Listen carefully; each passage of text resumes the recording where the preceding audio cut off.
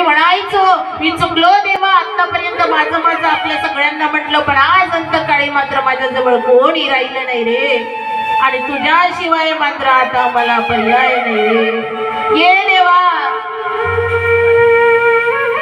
गजेंद्र कळवळीने काकुळतेने मात्र भगवंताला आवाज देते, आणि भगवंताने मात्र या गजेंद्राची हाक ऐकली,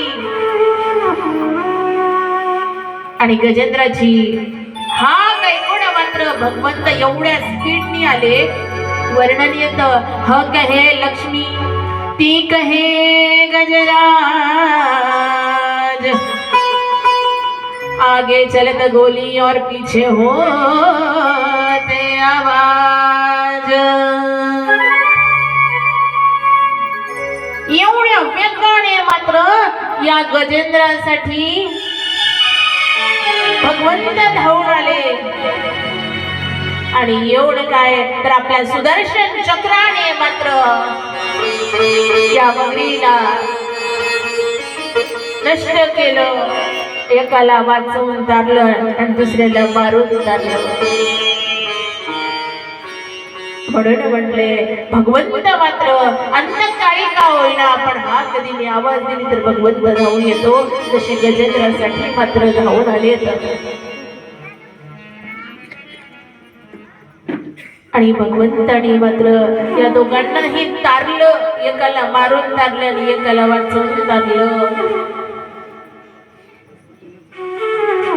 ही कथा फक्त तिथपर्यंत नाही, तर हा गजेंद्र म्हणजे कोण, तर ही जीवाची कथा आहे, आणि प्रत्येक जीव मात्र असंच करतो.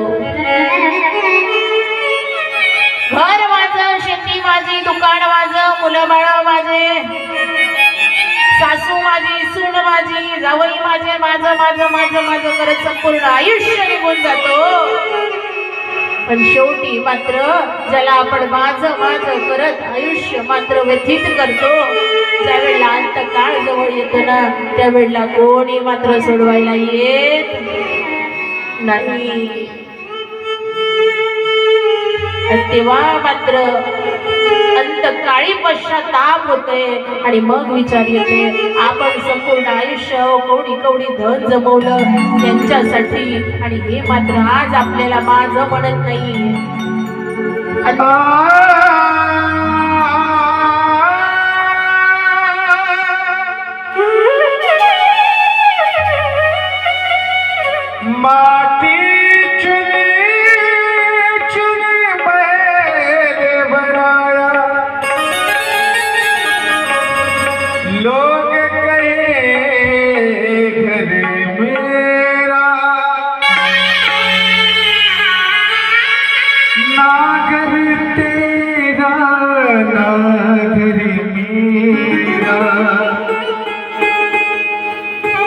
चिड़िया में बसेरा,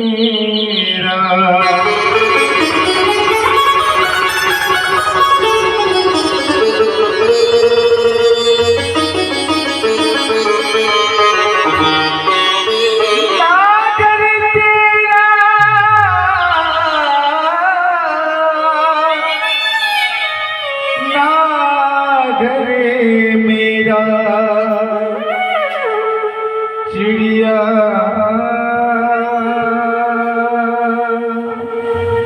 मैंने बसेरा,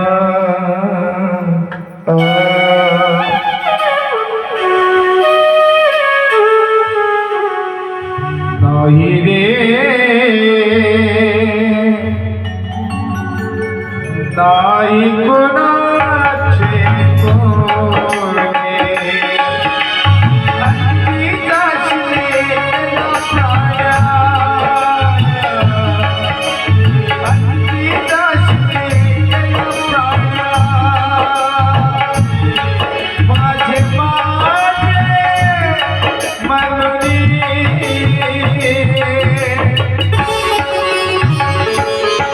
नाही रे नाही कुणाचे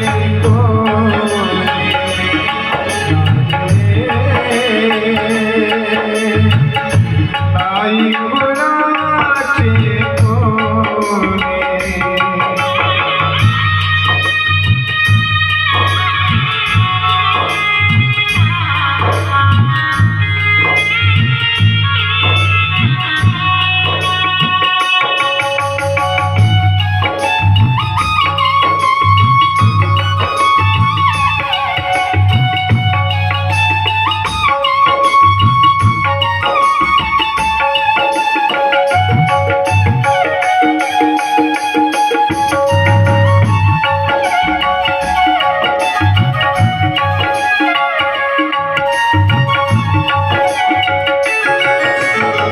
भाव कुणाचा पैद कुणाची कोण कुणाचे सगळे सोय रे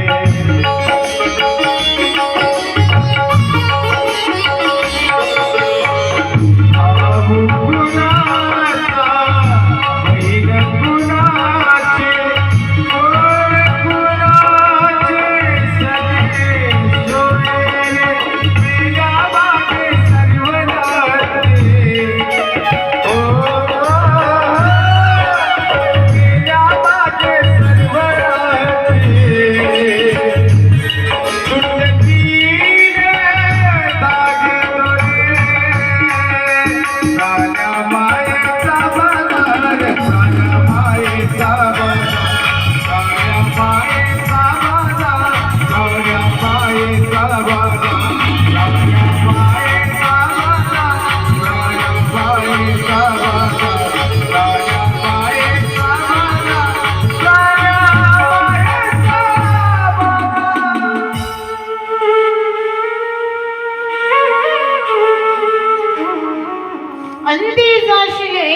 प्राण्या शेवटी एकटं जाऊ लागेल आणि ते माझं माझं माझं माझं केलंय ना ते सगळं इथे राहणार.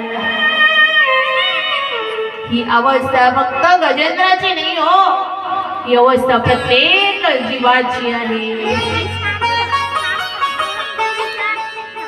आणि म्हणून मात्र माझं माझं संसारात म्हणतो ही सगळी माया आहे.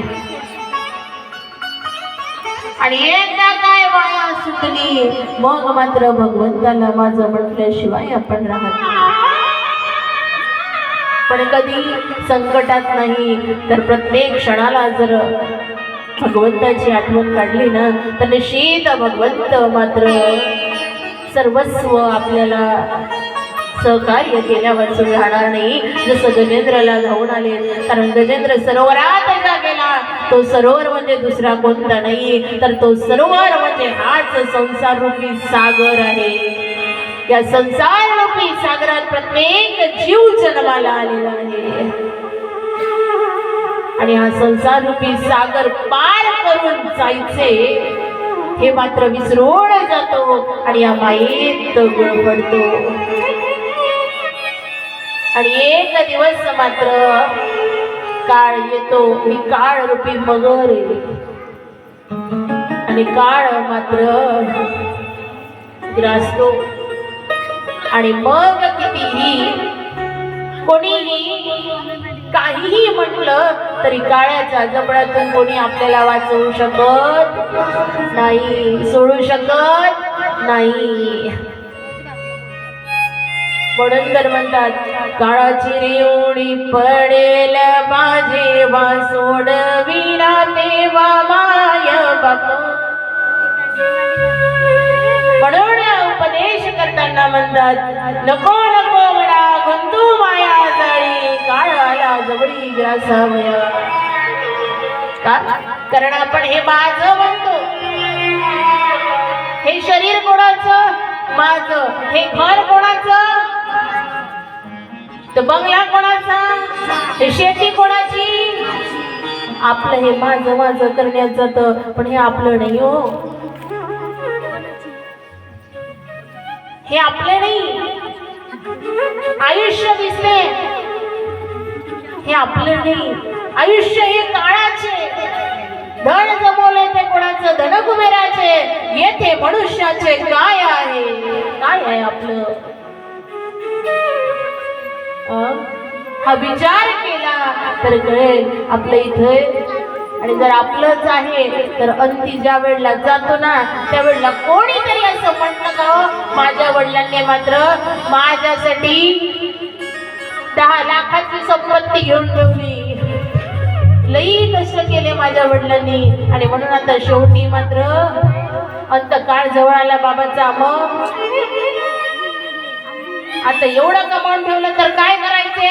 देऊन देतो ना बाबा सोबत. नाही कोणी देत नाही आणि कोणी येत नाही हो. मरताना शेवटी सोबत येतं ना. इथं ठेवलेलं 1 रुपया, अहो हातात सोन्या चांदीच्या अंगठ्या असेल ना तर मरण पर्यंत तर सोडावं त्या अंगठीसाठी भांडवल. पण मरण मेल्यानंतरही सरणापर्यंत पोहोचल ना तर सरळ पेटवताना का होईना पण कशी काढून घेईल याचा विचार करतात. मग सांगा क्या तू लेके आया है, क्या तू लेके जाएगा, तूने जो कमाया है, तूने जो कमाया है,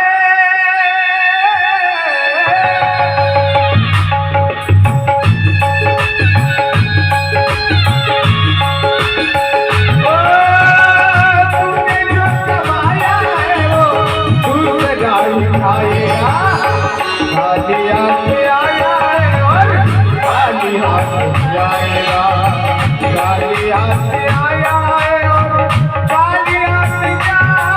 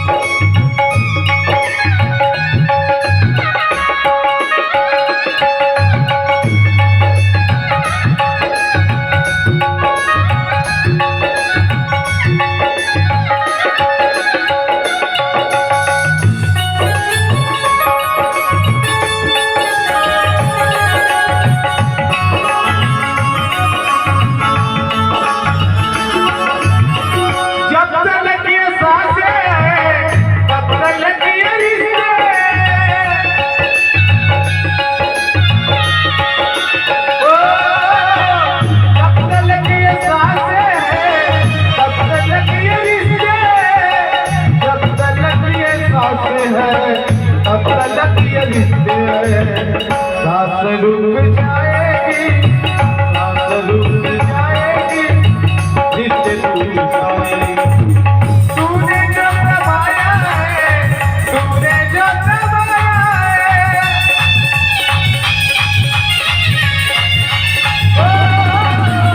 तूने जो कमाया है वो दूर से गाई जाएगा। खाली हाथ आया है और खाली हाथ जाएगा, खाली हाथ आया है और खाली हाथ जाएगा, खाली हाथ आया है और खाली हाथ जाएगा। रिकाम्या हाताने आलोय, एवढं सगळं कमवलंय तेही घेऊन जाता येणार नाही.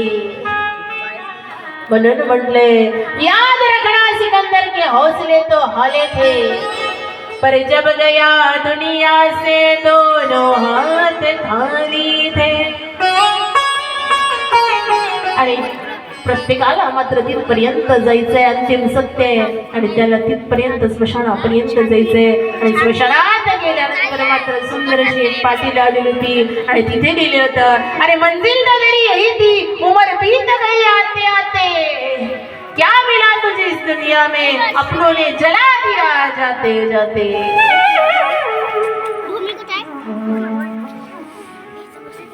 जायचे मग काय करायचं, याचं त्याचं कपट निंदा चुगल्या लावून एवढंच नाही तर इमानदारीने जीवन जगलं ना तर देव मात्र थोडंच नाही पण आयुष्यभर मात्र सरणार नाही. 2 टाइम चटणी भाकरच खाईल, भाजी पोळीच खाईल, पण सुखात मात्र सन्मार्गाने पैसा कमवला तर सुखात राहील. आणि अनितीने मात्र याच्या त्याच्या माना मोडून याच्या डोक्याची टोपी त्याच्या डोक्यावर ठेवून पैसा कमवला तर तो काही पचणार, तो काही फलित होणार नाही. म्हणून शेवटी मात्र तिथेच जायचे हो प्रत्येकाला. म्हणून कर्म असं करायचं की मात्र 4 लोकांनी नाव घेतलं पाहिजे. नाहीतर लोक आता खाणारे काय काय खातील ना दादा याचा नेम नाही. अहो गरीबाच्या लेकरांचं शाळेत नाव टाकलं ना तर शाळेची फी मात्र भरण्याची परिस्थिती नसेल ना. आई वर्षभर कष्ट करते आणि एक रुपया जमा करून शिल्लक ठेवलेली मात्र पुंजी असेल ना ती बाळाला म्हणते घे आणि शाळेची फी भर. आणि तो फी भरायला जातो आणि त्याच्यातही मात्र शाळेची फी कमी असताना जास्त वाढवून सांगते. अहो त्या आईचं मात्र कष्ट केलेल्या वर्षभराची कमाई मुलगा शाळेत नेऊन देते. वर्षभराची आईची कमाई जर मुलगा शाळेत नेऊन देत आहे त्याच्यातही दलाल मधात मात्र ते पैसे खात असेल तर काय त्या आईचा तडतडाट होत असेल विचार केला का हो कधी? अहो एवढंच नाही ती आई काय नाही करत तर हाताच्या खोडासारखं मात्र मुलाला जपते, लहाण्याचं मोठं करते. स्वतः मात्र आई अर्ध पोट जेवते पण आपल्या मुलाला मात्र पोटभर जेवू घालते. स्वतः घर गळते ना म्हणून मात्र स्वतः ओल्यात झोपेल पण मुलाला मात्र कोरड्यावरती झोपेल. नाही गादी घरी ना तर छोटीशी गादी शिवल मुलासाठी, आपण मात्र अशीच चटई टाकून झोपेलो. कधी आईचा विचार केला काय अंत करत तिचं अंतकाळी मात्र किती वेदना होत असेल तिला. आणि म्हणून त्या आईच्या कष्टाची जाण प्रत्येकाने ठेवा. कारण आईसारखी माया पुन्हा पुन्हा मी सांगते कोणी लावणार नाही. आणि या मायेत गुरफडलोय ना तर मग मात्र सगळ्यांना आपले म्हणून चला. कारण शेवटी प्रत्येकांना जायचे.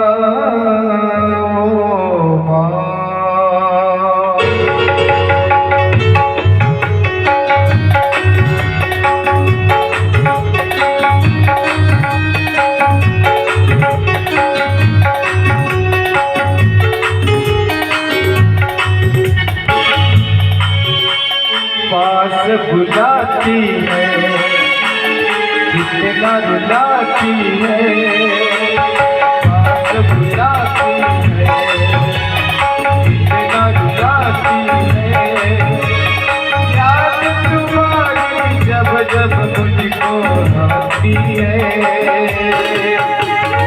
आती है.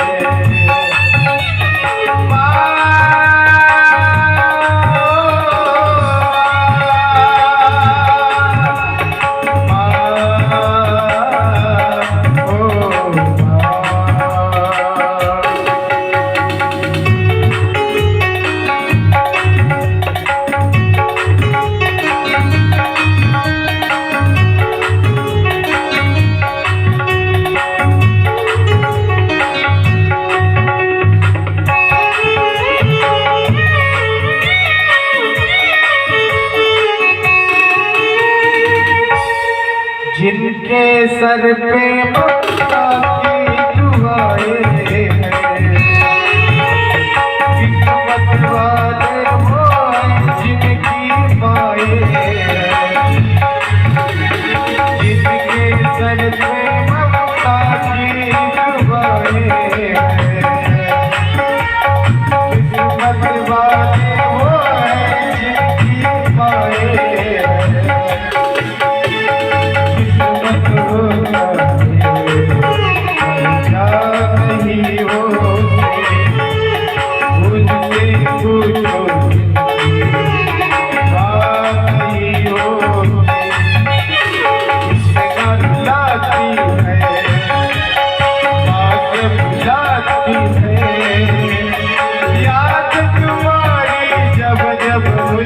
आती है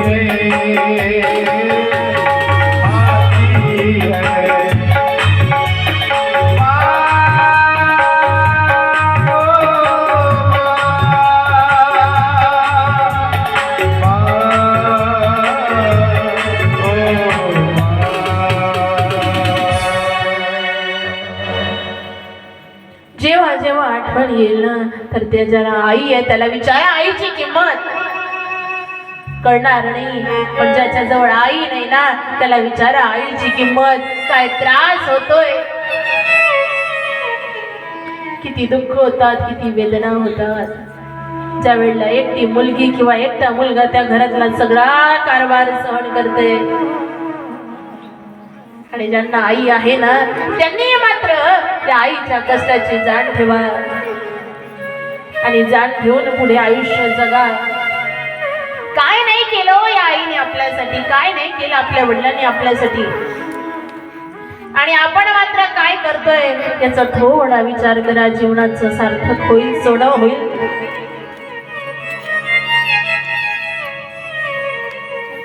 आई वडील मात्र मुलांना कुंभारा परी मात्र घडवतात, तर मोठं झाल्यानंतर त्याही मुलांचं कर्तव्य आहे की आई वडिलांना मात्र म्हातारपणाची काठी व्हायची. पण आई वडिलांचंही परम कर्तव्य आहे की आपल्या मुलांना मात्र आधार देऊन सहकार्य देऊन लहाण्याचं मोठं केलंय तसंच मोठं झाल्यानंतर सापडलं पाहिजे. तर मात्र खरी जीवनाची सार्थकता आहे. तुम्ही म्हणाल ताई आईलाच बोलता वडिलांचं काय, कधीतरी वडिलांचाही विचार केला ना माहिती पडेल की ते वडील मात्र वर्षभर माझा मुलगा शाळेत जायचंय, माझा मुलगा शिकायचंय म्हणून मात्र कष्ट करतात. वर्ष नाही हो, आयुष्य जात आहे. तो बाप कधी कोणासमोर रडत नाही रडत दादा, पण मध्यरात्री कधीतरी उठून बघा, एकटेच का होईना अंधाऱ्या खोलीत उशीत तोंड दाबून मात्र रडणारा बाप कोणाला दिसत नाही. अहो मुलगा शाळेत गेला, त्याला चप्पल घ्यायची, जुते घ्यायचे म्हणून वडील मात्र स्वतःची चप्पल घासून छिद्र पडले असेल ना तरी ते वडील मात्र ती छिद्र पडलेली चप्पल घालते. आणि एखाद्याने म्हणावं झालं ना ते चप्पल खालून जमीन टिकते, ते वडील सांगतात दादा या वर्षी मुलाला कॉलेजला टाकलाय, जुते घेऊन दिले ना, पुढल्या महिन्यात मात्र मी नवीन चप्पल घेईन. शाळेत मुलाला कॉलेजला मुलाला टाकलं नाही टाकलं तरी सोय करून ठेवते. कधीतरी बघा वडिलांची बनेन छिद्र पडलेले असते हो, पण मुलाला मात्र नवी टी शर्ट घेऊन दिल्या वाचून वडील राहत नाही. सणासुदीला नाही घेणार स्वतःसाठी कपडे, पण आपल्या मुलांना आणल्याशिवाय राहत नाही. कोणत्याच आई वडिलांना असं वाटत नाही की मी जे सुख भोगलं नाही ते माझ्या मुलांनाही मिळू नये.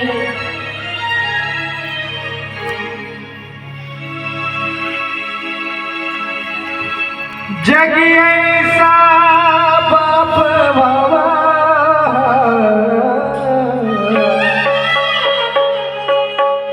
जगी ऐसा बाप भावा, त्याचा वैश होती सजावा, त्याचा वैश होती सजावा. जगी ऐसा बाप भावा, जगी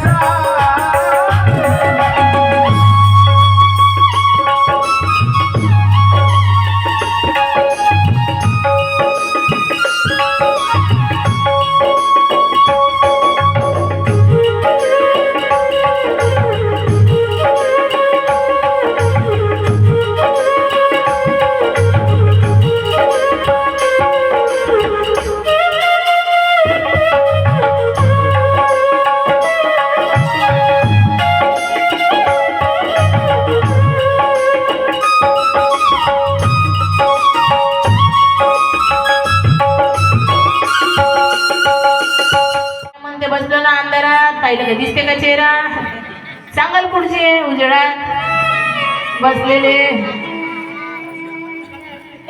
अहो वयाच्या अवघ्या 16व्या वर्षी स्वराज्याची संस्थापनेची शपथ घेतली. छत्रपती शिवाजी. अहो वयाच्या अगदी 16व्या वर्षीच बुधभूषण सारखा ग्रंथ दिला छत्रपती शिवाजी महाराज. वाटते संभाजी महाराज. वयाच्या अवघ्या 16व्या वर्षी ज्ञानेश्वरी सारखा विशाल ग्रंथ मात्र पुढे प्रस्तुत केला. कोणी?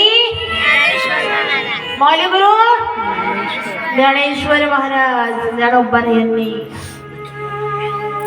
वयाच्या अवघ्या 16व्या वर्षीच राजा परीक्षिताला शुकदेव महाराजांनी श्रीमद भागवत कथा सांगितली. वयाच्या, मग आता सांगा वयाचं 16वं वर्ष धोक्याचं आहे की मोक्याचं आहे? आता म्हणत नाहीये तुम्ही धोक्याचं, आता पलटले तुम्ही. हा कसे? बोला बोला. झालं आता परमिशन दिली, आता बोलले नाही तर ठेवा म्हणे रात्रभर काकड्यापर्यंत. धोक्याचं की मोक्याचं? मोक्याचं म्हणणारे हात वर करा बरं. अरे बापरे, फक्त एवढेच? एकदा पुन्हा विचारते, विचार करा. 16वं वर्ष धोक्याचं आहे की मोक्याचं आहे? असं म्हणू नका, हात वर करा बरं. मोक्याचं म्हणणारे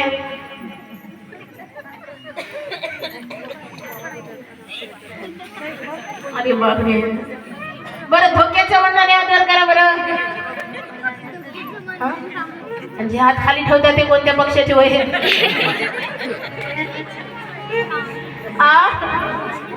मदत का? तसं कसं जमल? दोन्हीकडे दोन्ही बेवावरी ठेवून जाता हात होय आगाध शरीराचा. दोन्हीकडे नाही जमत ना, एकच कोणतं तरी. हा आता विचारलं असतं पण थोडस बाहेर जाईल म्हणून विचारत नाही. तुम्हाला म्हटलं तुम्ही कोण होय? महिला मंडळी जे बसले त्यांनी हात वर करा बरं. करा बरं.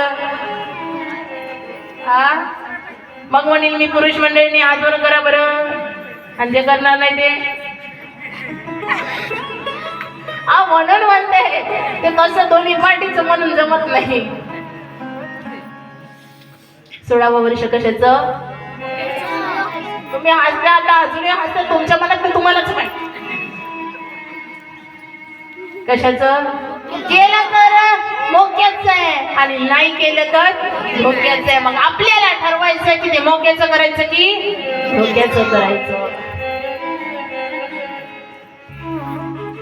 आणि पुढे याच अष्टम स्कंदाच्या शेवटी मात्र नवम स्कंदाचं वर्णन आलेलं आहे. आणि हा नवम स्कंद म्हणजे कोणाचा? तर आपल्या सर्वांना परिचित आहे, सगळ्यांना माहिती आहे. हा नवम स्कंद मात्र प्रभू श्री रामचंद्रांचा. आणि या नवम स्कंदामध्ये मात्र आपण सगळ्यांनी अनेक वर्षापासून श्रीमद भागवत कथा श्रवण केलेली आहे. आणि सगळ्यांना कथा पुन्हा सांगते ती असते जी जीवनाची व्यथा दूर करते. आणि निश्चित आपण श्रवण करत आहात तर व्यथा दूर झाल्यावर राहणार नाही. आणि ती व्यथा दूर करणाऱ्या कथेमध्ये मात्र या अष्टम स्कंदाच्या शेवटी सूर्यवंशाचा म्हणजे प्रभू श्री रामाचा इतिहास आलेला आहे. आणि या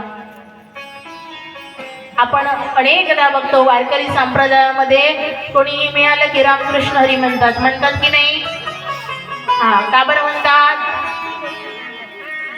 म्हणतात तेवढं माहिती आहे, का म्हणते नाही माहिती. बरोबर ना? जीवनामध्ये मात्र प्रभू श्री रामचंद्रांसारखा आचार असावा. कोणासारखा? का? कारण प्रभू श्री रामचंद्र कसे आहे? एक वचनी, एक पत्नी, मर्यादा पुरुषोत्तम आहे. कृष्णाचा विचार करावा आणि हरीचा उच्चार करावा. आणि तिथून मात्र आयुष्य तरुण पार गेल्यावर राहणार नाही. हे सांगणार आहे. सुंदर अशा भगवंतांनी लीला केल्या आहेत. आपण बघितलं नरसिंह अवतार क्रोधाचा नाश, वामन अवतार लोभाचा नाश, आणि आता पाहणार राम अवतार आणि तो म्हणजे कामाचा नाश. आणि या फार अगाध लिहिलंय. नवम स्कंदावरती एक स्कंद ज्याच वरती प्रभू श्री रामचंद्राचं चरित्र मात्र 9 दिवस रामकथा चालते. हा, आणि आपल्याला मात्र फक्त 7 दिवस आहे आणि त्यात मात्र संपूर्ण 18,000 श्लोकांचं विस्तृतीकरण श्रवण करायचं आहे. आणि त्यामुळे जसं वर्णन या ठिकाणी आलंय तेवढंच मी तुमच्यापर्यंत पोहोचवणार आहे. या श्री विष्णू नारायण भगवंताच्या नाभी कमलातून ब्रह्मदेवाची उत्पत्ती आपण बघितलं. आणि तिथून मात्र मारीच ऋषी आणि सगळा वंश वाढत गेला. आणि त्यात मात्र नाभाग, आणि नाभागच्या घरी शंकर कृपेने अंबरीश राजा झाले. हे अंबरीश राजा, ज्या राजाने मात्र भगवंताच्या नामासाठी अविरत भक्ती केली आणि 1 दिवसाची नाही तर संपूर्ण 1 वर्षाची एकादशी केली. आणि उद्याला तीच आहे काय, एकादशी. नाही करत असेल वर्षभर तर द्या सोडून, आता गेले दिवस, आता पश्चाताप करण्याशिवाय दुसरं काही नाही. पण इथून पुढे येणारी आणि यात भागवत सप्ताहामध्ये आलेली आहे. तर उद्याला मात्र सगळ्यांनी एकादशी करा. का करा? कारण एकादशीचं फल, सगळं व्रताचं सार एकादशीला सांगितलेलं आहे. एवढंच नाही तर सांगा ना, याच्याही पुढे सरळ सांगायचं झालं तर हे कोणाला नको आहे हो? बोला, कोणाकोणाला पाहिजे? सगळ्यांनाच पाहिजे. सगळ्यांच्या वतीने एवढंच पॅनल बोलून राहिलं. सगळ्यांना पाहिजे ना. मग भगवंत स्वतः सांगते, जो एकादशी व्रतधारी मी नित्य नांदे त्याचे घरी. कोण येत आहे? भगवंत स्वतः मात्र त्याच्या घरी वास करतात जो एकादशी करतोय. मग देव आल्यानंतर तुम्ही म्हणाल याचा काय संपर्क ना? तर नारायण भगवंत असं सांगताय. मग नारायणाचा पाय कोणाच्या हातात आहे? सकाळी आपण श्रवण केलं. कोणाच्या हातात आहे? लक्ष्मीच्या. आणि मग ती लक्ष्मी माताही आल्या वाचून राहणार. आणि लक्ष्मी कोणाची देवता? म्हणून काय होईना एकादशी करा. किती दिवसातून येते? 15 दिवसा माझी एक एकादशी, काय न करशी व्रत सार. 15 दिवसातून एकदा येते. प्रत्येक महिन्यात मात्र 2 पक्ष, एक कृष्ण पक्ष आणि दुसरा शुक्ल पक्ष. आणि या प्रत्येक एका पक्षात एक एकादशी येते. आणि प्रत्येक 15 दिवसातून येणारी आठवडा गेला की 2 आठवडे, 2 आठवड्यातून एकदा एकादशी येते. एकादशी करा. आणि याच्याही पुढे जाऊन जर वैज्ञानिक कारण सांगायचं झालं तर आता थोडं वरून जाईल पण तरी उच्चारते. DNA रेप्लिकेशन नावाची इथं बसलेल्या सुशिक्षित शाळेत जाणाऱ्या विद्यार्थ्यांनी दिसते. DNA रेप्लिकेशन नावाची प्रोसेस आहे आणि ते सांगते की जास्त DNA रेप्लिकेशन झालं तर माणसाचं आयुष्य वाढतंय. कारण सरळ सांगायचं झालं काका, सारखा जर हा लाईट सुरू राहिला 7 दिवस बंदच केला नाही राहील का? का होईल मग? जळून जाईल. तसंच सारखं सारखं सकाळ दुपार संध्याकाळ, कोणी कोणी 12 वाजता, अरे संध्याकाळी 12 वाजता कोण जेवते, 1 वाजता कोण जेवते? तो आपला टाइम आहे का?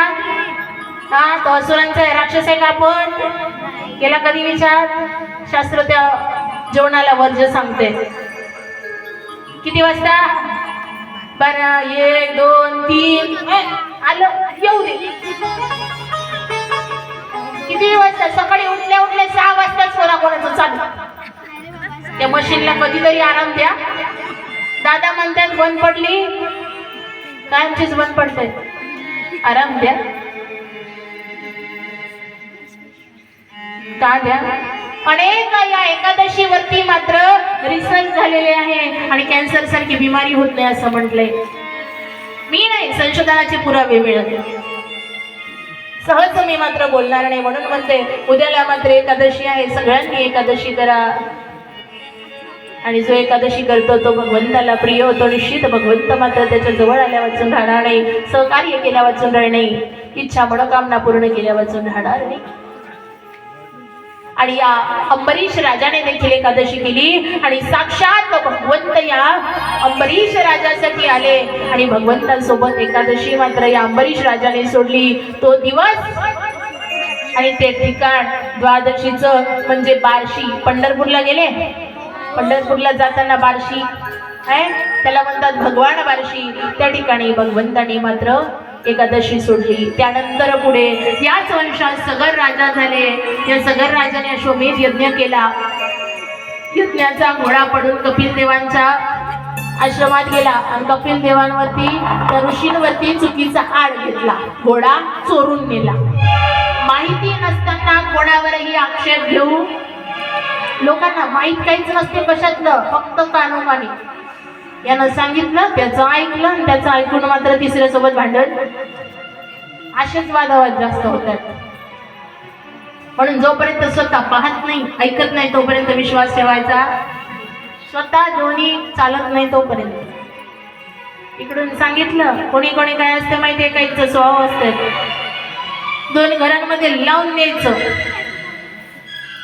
भांडण लागलं का आपण मजा खायची. म्हणून एक प्रश्न विचारेल, आता सध्या महागाईचं युग आहे की नाही? महागाई दिवसेंदिवस वाढते की नाही? गाराने सुरवर सांगताती, गाराने सुरवर सांगताती. काय गाराने सांगते? धरतीवर दैत्य माजले आहे आणि आता नामचिंतन राहिलं नाही, यज्ञ होम हवन जप तप राहिलं नाही, भजन राहिलं नाही आणि अधर्माने वागायला लागले, कुकर्म करायला लागले, अनितीने वागायला लागले. आणि त्यावेळेला मात्र काय तर भगवंताची स्तुती करून सगळ्या देवांनी सांगितलं. अगदी आज तुम्ही इथं बसले आहे, भागवत सप्ताह आयोजन करायच्या आधी सगळे कार्यकर्ते मंडळींची जशी मीटिंग भरते की नाही, भरते ना, हा तशीच मीटिंग भरली देवांची. का? कारण धर्म वाढले, आता काय करावं, धर्म पुनर्स्थापित करण्यासाठी काय करावं, सगळ्या देवांची मीटिंग भरलेली आहे आणि सगळे आपापूट गाराने सांगते. आणि पृथ्वी मातेचं मात्र ऐकून घेतलं आणि त्यावेळेला मात्र आकाशवाणी झाली आणि त्या आकाशवाणीने सांगितलं,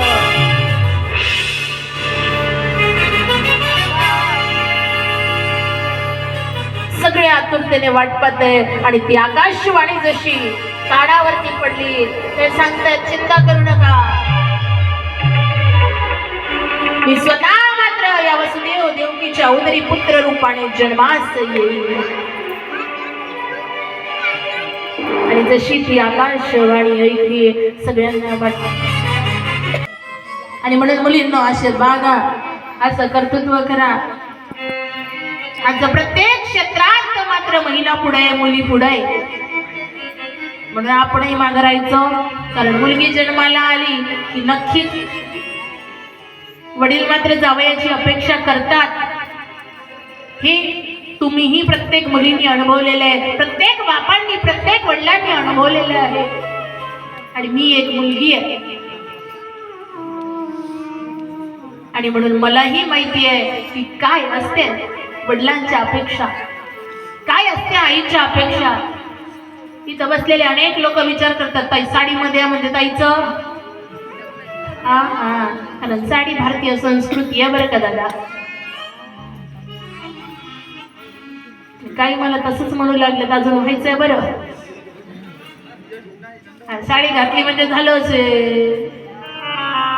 बरोबर आहे ना. नाही, आता कुठंतरी आपल्याला ही मानसिक स्थिती हे बदलवण्याची गरज आहे. आणि मग मात्र वयात आलेली मुलगी घरात असली की जावयासाठी किती तळफळ असतो आणि काय काय करतात. वयात नाही तर अगदी बाल्यपणापासून मात्र कशी चिंता लागलेली असते वडिलांची ते मलाही माहिती आहे. आणि हीच चिंता मात्र देवकला होती देवकीच्या विवाहाची. पण त्या वसुदेवाने हुंडा मागितला नाही. देवकीच्या वडिलांनी स्वइच्छेने जे अपेक्षित होतं, जे द्या वाटल्या मुलीला ते दिलं. स्वइच्छेने देणं वेगळा विषय आणि मागणं वेगळा विषय. दादा कधीतरी विचार करा, त्या वडिलांनी दिल्या लहाण्याचं मोठं केलं. 5 रुपयाचा पेन आपल्या खिशाला असतो, तो पेन जर का कोणीतरी 5 मिनिटांसाठी वापस दिला नाही, मागितला सही करायसाठी, सही मारली, 5 मिनिट झाले वापस दिला नाही, काय करता? टुकटुक त्या पेन कडे पाहता, कधी देते कधी नाही, कधी देते कधी. बरोबर आहे ना? नाही दिला तर वापस मागतो 5 रुपयाचा पेन, 5 मिनिटात वापस मागतो आपण. मग विचार करा, 18 वर्ष 21 वर्षापर्यंत तिला लहाण्याचं मोठं केलं आणि ती मात्र आपल्या काळजाचा तुकडा स्वाधीन करते. तुम्हाला काय अवस्था असेल त्या वडिलांची, काय नाही केलं त्या वडिलांनी. आणि म्हणून तुकोबाराय म्हणतात, एक साळंकृत कन्या म्हणजे एक मुलगी तिचा विवाह करताना तर पृथ्वी दानाचं पुण्य आई वडिलांना ती देऊन जात आहे. आणि एवढं काळजाचा तुकडा जर ते आई वडील देत आहेत, अजून काय पाहिजे? आणि म्हणून मात्र हुंड्यावरती बंदी शासनाने आणली आहे. पण तरी मात्र कुठेतरी हे चाललंय, तर याला आपण प्रतिकार करायचे आणि त्यासाठी आपण कर्तृत्ववान, शक्तिशाली, सामर्थ्यशाली व्हायचे. इकडे विवाह सोहळा संपन्न होते. वसुदेव आणि देवकीचा स्वइच्छेने मात्र देवकाने आपल्या देवकीला दिलं. लग्न थाटामाटात देशदेशांच्या राजांसोबत झालं आणि तो क्षण जवळ आला ज्या वेळेला मात्र एक कन्या आपलं माहेर सोडून सासरी निघते. आणि सासरी जायला निघाल्या, रथात बसल्या आणि तेवढ्यात आकाशवाणी झाली आणि ती सांगते, अरे हे दृष्टकंसा, तुझ्या बहिणीचा थाटामाटामध्ये मात्र हा सोहळा संपन्न केला, तिचा 8वा पुत्र तुझा काय ठरणार आहे? जशी आकाशवाणी कंसाच्या कानावरती पडली, मनसी अंगे रक्ष